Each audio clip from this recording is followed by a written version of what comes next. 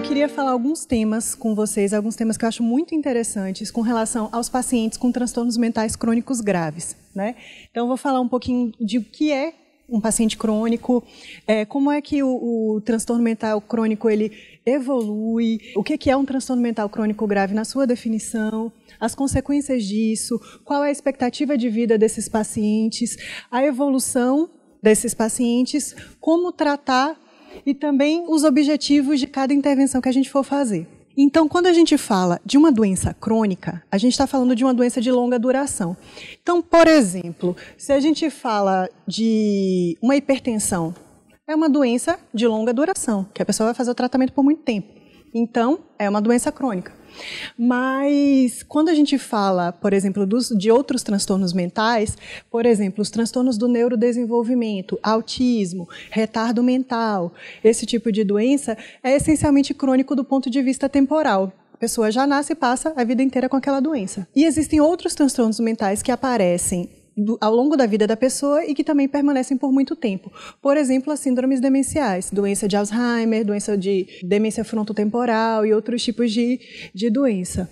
Além das síndromes demenciais, a gente tem também os transtornos mentais primários, como esquizofrenia, transtorno bipolar, em alguns casos depressão pode ser crônica, transtorno de ansiedade, TOC, que é o transtorno obsessivo-compulsivo. Então, no final das contas, a maioria dos transtornos mentais pode cronificar, ou seja, ela pode ser uma doença que fique por bastante tempo na vida da pessoa, quando a gente fala em termos de critério temporal. E aí a gente pensa, como é que se dá essa cronificação? Porque o que a gente faz é tratar para que a pessoa melhore e que ela viva a vida dela normalmente. Em alguns casos vai ter cura, outros não, mas que a pessoa conviva bem com aquela doença. Então, por que em alguns casos isso se cronifica? A primeira coisa que a gente fala é a gravidade. Tem quadros que são mais graves. Por que fulano é mais grave e o outro não é? A gente pode falar, por exemplo, de base genética, a gente pode falar da história de vida da pessoa, se ela teve mais trauma, se não teve, como é a personalidade da pessoa, como ela lida com os estressores dela ao longo da vida. Então, tudo isso vai influenciar na gravidade do transtorno mental dela. Mas uma coisa que é muito importante é a adesão irregular. Ou seja, o paciente que não faz o tratamento adequado, é prescrito o medicamento para ele e ele não toma de forma adequada.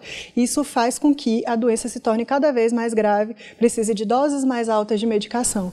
Então, a adesão irregular é uma coisa que pode levar à cronificação, além desses outros fatores que eu falei para vocês. Refratariedade, o que é isso? A gente dá a dose, o paciente toma a medicação na dose adequada, a gente espera o tempo da medicação fazer efeito e mesmo assim a pessoa não responde. Então, pode ser pela própria gravidade daquele quadro, pode ser também pela forma do organismo da pessoa de metabolizar aquelas medicações. Tem pessoas, por exemplo, que tomam dipirona para uma dor e aquilo é água, precisa de um remédio mais forte. Isso também acontece nos transtornos mentais.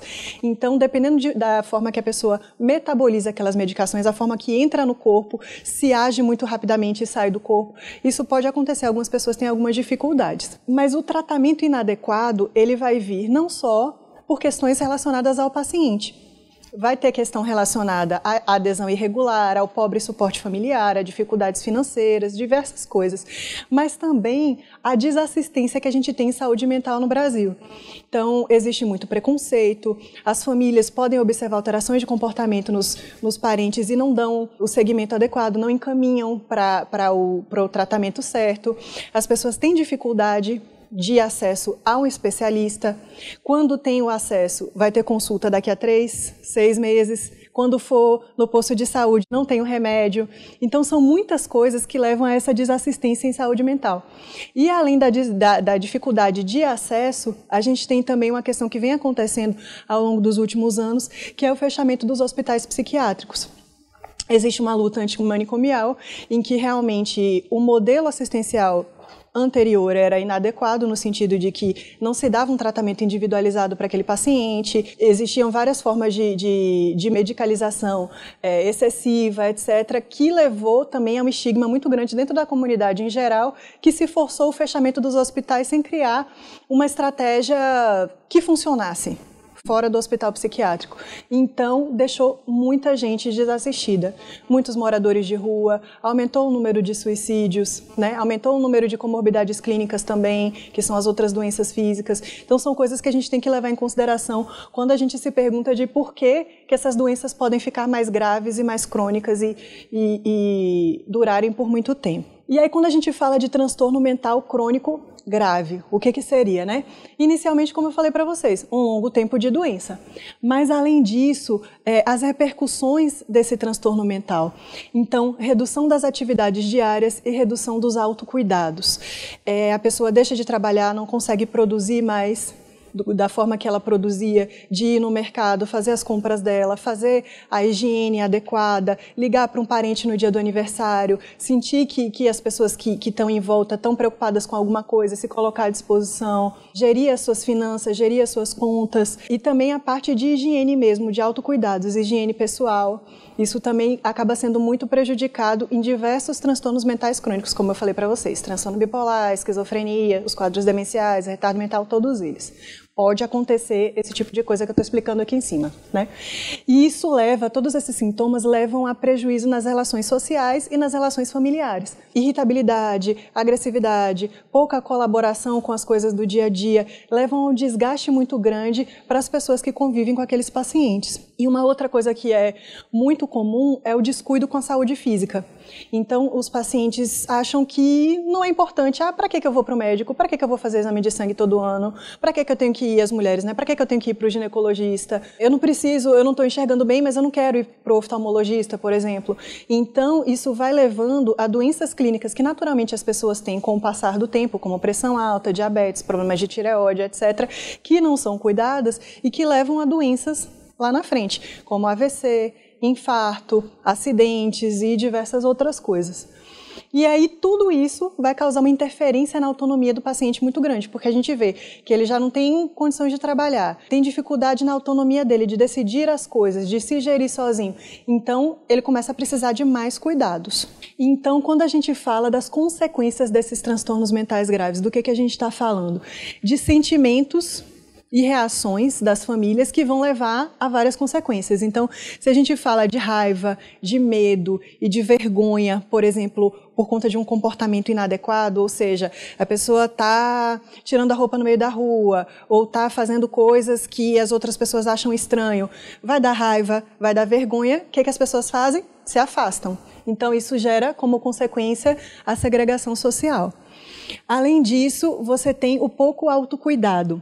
Aquela questão que eu falei para vocês de higiene, que aí pode dar problemas dentários, infecções, etc. Você leva em consideração também o estigma dos profissionais. Profissional de saúde geralmente não tem paciência com pacientes que têm transtorno mental. Esse aqui dá muito trabalho, a gente tem que insistir demais, a gente toma mais tempo.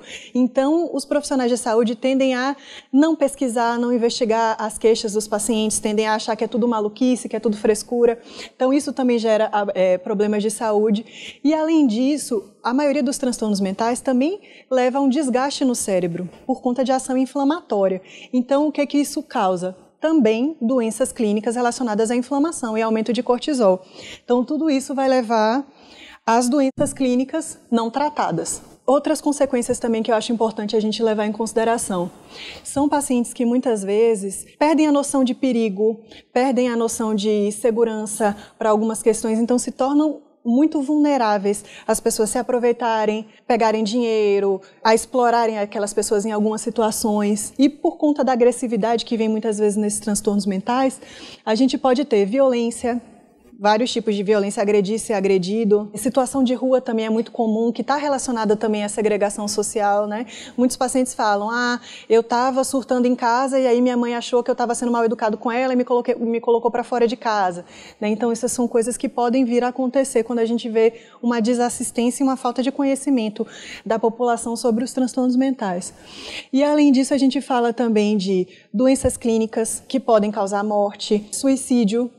Por conta dessas doenças mentais não tratadas, muitas vezes o sofrimento é tão intenso que a pessoa prefere morrer do que estar ouvindo aquelas vozes, do que estar sentindo toda aquela situação que ela está passando, né? Overdose também é muito comum no caso de transtornos mentais relacionados à dependência química. né? Então, tudo isso pode levar a uma morte precoce. São coisas que a gente precisa prestar atenção e levar em consideração. E aí, uma outra coisa que é muito interessante a gente pensar é que os transtornos mentais reduzem a expectativa de vida. Quando a gente fala de uma pessoa que faz uso frequente de cigarro, a gente pensa que a expectativa de vida daquela pessoa vai diminuir em torno de 8 a 10 anos. Mas quando a gente fala de depressão, reduz de 7 a 11 anos, ou seja, semelhante a um tabagismo considerável. Quando a gente fala de transtorno bipolar, mais tempo ainda de vida reduzido, esquizofrenia de 10 a 20 anos e a dependência de álcool e outras substâncias, mais ainda por conta dos problemas clínicos relacionados a infarto, problemas hepáticos no caso do alcoolismo, alterações demenciais, etc. Então, tudo isso são coisas que a gente precisa ficar de olho. Que os nossos familiares, as pessoas que a gente está vendo na rua, podem estar sofrendo de problemas clínicos e morrer mais cedo por conta dessa doença mental. Como é que seria a evolução dessas doenças? Pode ser com o tratamento, no caso, a evolução com o tratamento, né? E mesmo sem o tratamento, alguns casos tendem a estabilizar, você tem um período de um surto inicial que vai se manter estável depois disso ao longo do tempo, sem ter melhoras nem pioras. Pode ter uma melhora parcial também, principalmente com o tratamento, pode tender a ter pequenos ganhos ao longo do tempo. Pode haver também uma piora lenta e progressiva, isso vai depender também de cada doença. Por exemplo, nos quadros demenciais, são doenças progressivas mesmo, então a tendência é que vá piorando ao longo do tempo, né? E na maioria dos transtornos mentais tende a ter, no final das contas, esse aqui de baixo, que são os episódios de agudização. O paciente fica estável a maior parte do tempo, mas em alguns momentos vai ter uma agudização, ou seja, vai ter um período de piora que com o tratamento volta a melhorar. Então, essas agudizações vão ser com ou sem fatores desencadeantes. Esses fatores desencadeantes podem ser alteração de medicação, algum estresse emocional, perda de alguém querido, algum problema que está passando social, problema financeiro, abandono, etc. Ou pode ser também uma questão de uso irregular da medicação, né? A própria doença com seus altos e baixos. Então pode ser por muitas coisas. Estressores físicos também podem causar, por exemplo, infecções, dor, descompensação psíquica em pacientes com transtorno mental.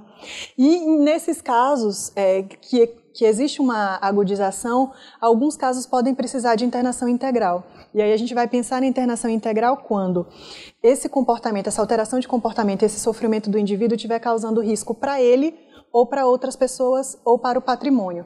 Então, se a gente está pensando que a pessoa está agressiva, ela está com risco de se machucar ou de machucar outras pessoas. Se essa pessoa está se expondo socialmente, ela está se colocando em risco. Ela vai passar vergonha. Quando ela sair daquela crise, ela vai se sentir muito mal com aquilo. Danos ao patrimônio, a pessoa que está quebrando as coisas, está querendo sair na rua, está pegando briga com as pessoas.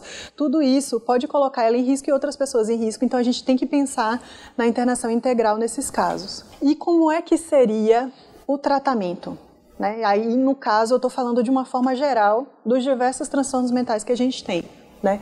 A primeira coisa que a gente sempre vai levar em consideração é a assistência multidisciplinar. Só remédio não funciona. Remédio é importante? É, mas é só uma parte do tratamento. Então, a gente vai falar sobre acompanhamento terapêutico, que é um profissional especializado em estar do lado do paciente para poder ajudar ele nas atividades cotidianas, nas atividades do dia a dia relacionadas a autocuidado, socialização, resolução de problemas, etc. Né? Terapia ocupacional, que também vai mexer com questões específicas, por exemplo, se o paciente tem uma dificuldade motora, ajudar ele a se organizar para ele se movimentar melhor.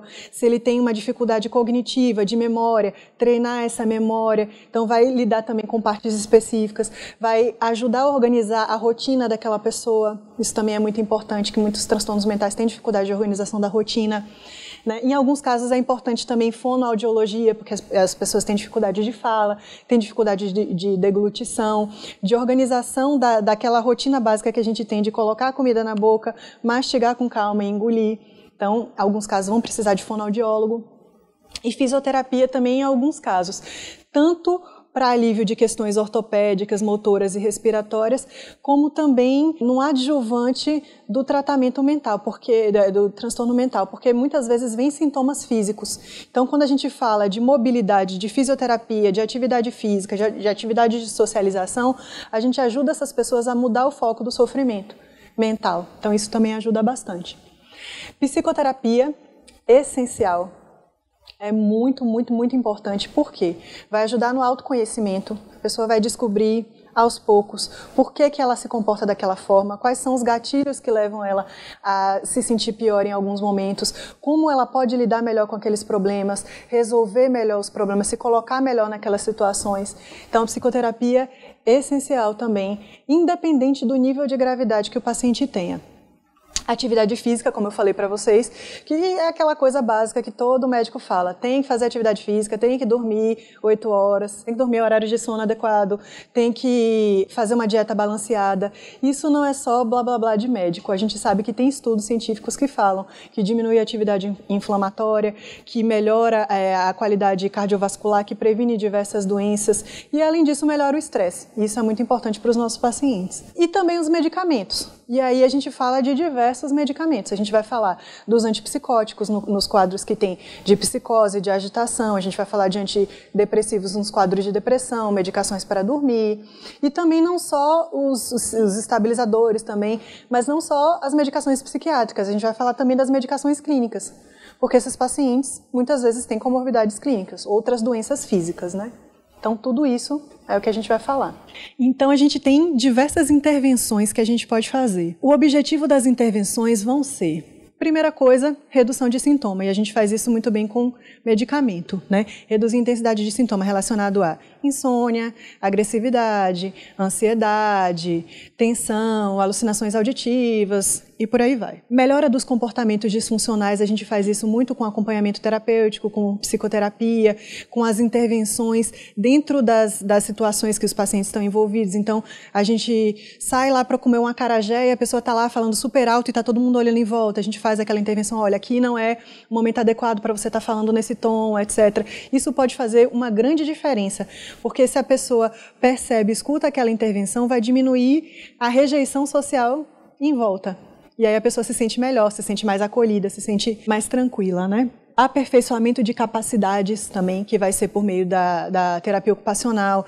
A gente vai ver o que as pessoas gostam mais de fazer, quais são as melhores habilidades. É artesanato, é leitura, são jogos. Existe algum tipo de trabalho que você pode fazer, algum trabalho remunerado que a gente pode focar. Então, a gente vai pegar o que aquela pessoa tem de melhor e vai capacitar para melhorar a autoestima, para melhorar a funcionalidade e todas essas questões, né? Estimula a individualidade também é um objetivo das nossas intervenções, porque quando a gente fala de transtorno mental crônico, a gente tende a colocar todo mundo dentro do mesmo saco. As pessoas tendem a pensar como, aquele maluco que não tem mais jeito, que a gente tem que deixar dentro do hospício.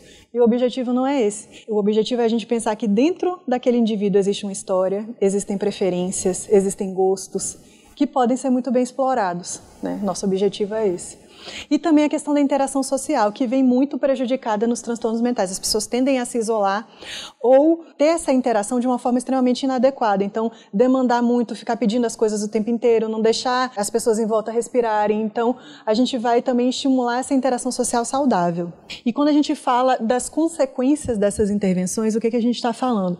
E melhorando toda essa parte da esquerda, do lado direito, a gente vai ver que vai melhorar a autonomia, a pessoa vai se sentir mais segura para fazer as coisas do dia a dia dela, vai se reduzir o estigma, como eu dei o exemplo da saída para comer, e uma melhora, no geral, da qualidade de vida desses indivíduos. Então, quando a gente fala de um tratamento de transtorno mental crônico, a gente não está falando de um fim de linha, a gente está falando de um novo olhar para um novo momento de vida, que a gente vai estimular as capacidades dele e a gente vai ver aquele indivíduo de uma outra forma para que ele tenha a melhor qualidade de vida possível.